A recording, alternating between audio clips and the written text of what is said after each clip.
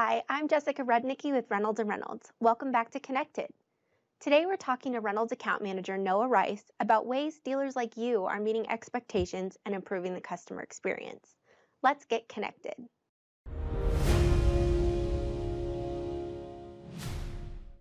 Noah, it's great to have you on the podcast today. Thanks so much for being here.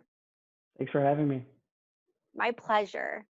So, as someone who's out in the field working with dealers every day, I kind of want to pick your brain a little bit and find out what you're seeing today in dealerships that's making a positive impact on the customer experience. So, with everything going on, it's super important that dealerships really hone in and focus on making it the best experience for customers that they can.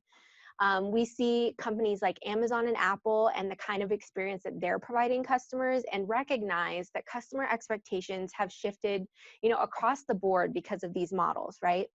So I kind of want to dig into the fixed operation side of business first, and figure out what kind of you're seeing parts and service departments do to keep up with these expectations.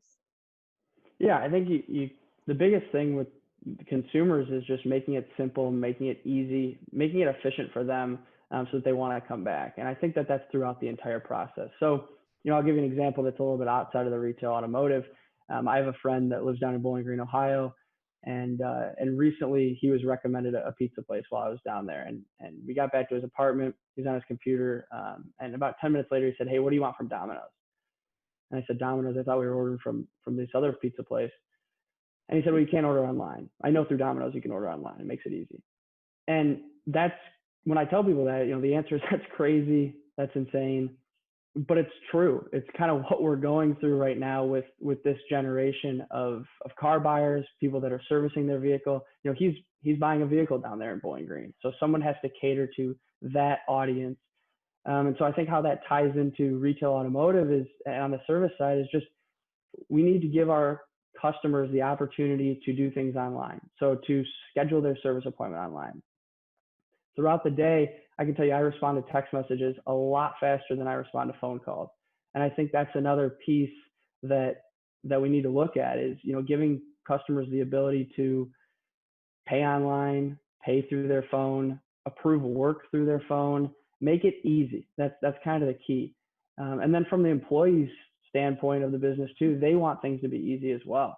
They don't want to have to walk around, walk the parts, have a conversation about what's going on, walk back up to the advisor. God knows if the advisor will be on the phone with another customer at that time. It's just a lot of wasted time that we see. And I think dealers are starting to really recognize that and recognize the opportunity to have their technicians actually working on the vehicle and staying in their bays, making money. And that's what both the dealers want and the technicians are wanting as well. And then another area too is these service kiosks that have started to pop up as well. And you think about an example like a Panera. When I go to a Panera, I type in my Panera Rewards member number, I type in my order, and then it always pops up, would you like a cookie with that? I always choose yes, and maybe that's just me, but for 99 cents, why wouldn't I throw a cookie in there? And it's just because it's such an easy experience. You're just clicking one button versus someone having to read you an entire menu or go through that experience, which is just kind of a tedious experience and you just want to get out of there.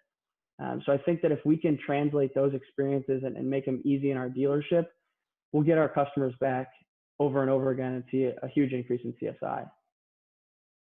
Yeah, absolutely.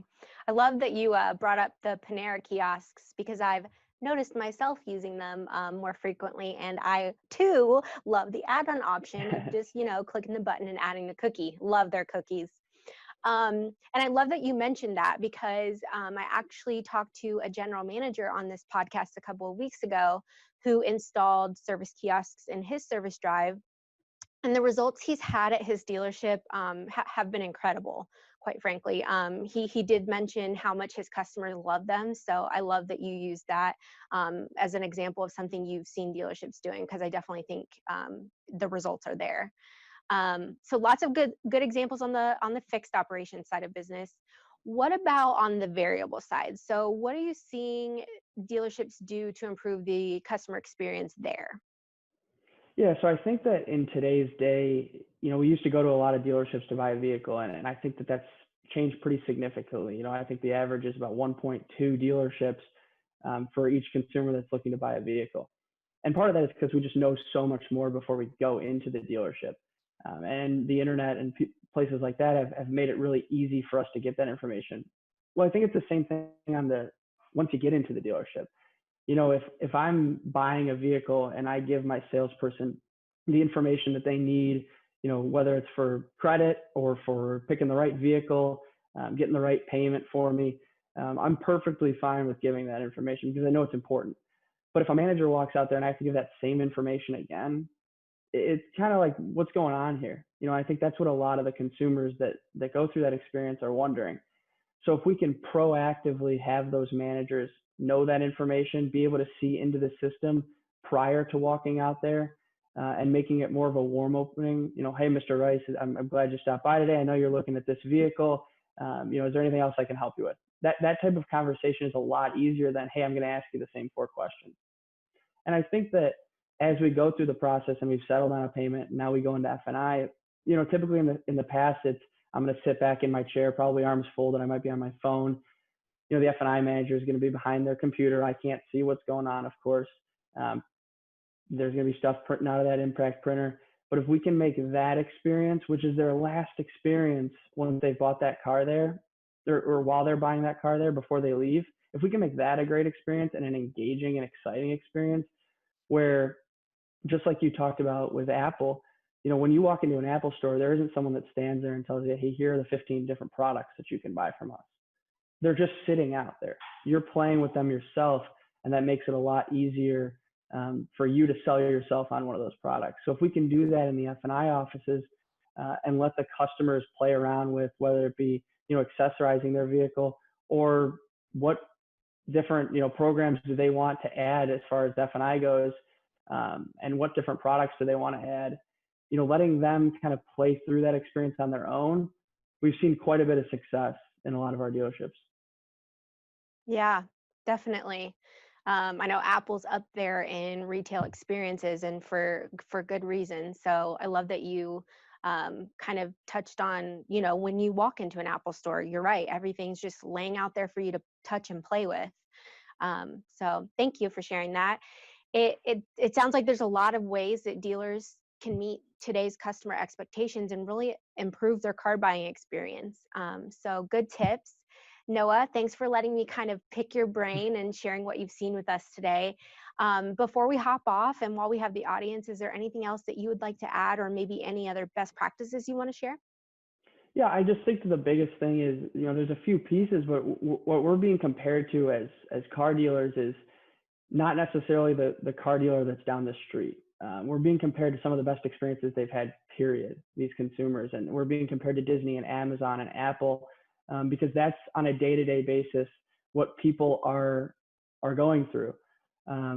They're used to the Amazon experience. And so I think if we can take as much of that experience and relay it to the car dealership and make it an efficient and easy process for our customers, by being transparent and making it a simple process where we don't have to ask the same questions more than once, or being able to, like we talked about in fixed operations, being able to pay online, being able to check in on a service kiosk. Those type of little things can really make a big impact on lease retention, on customer retention overall, on CSI.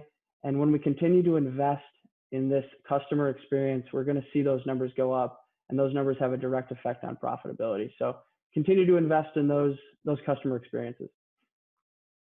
Wonderful advice, Noah. Thanks again so much for being here today. Thanks for having me.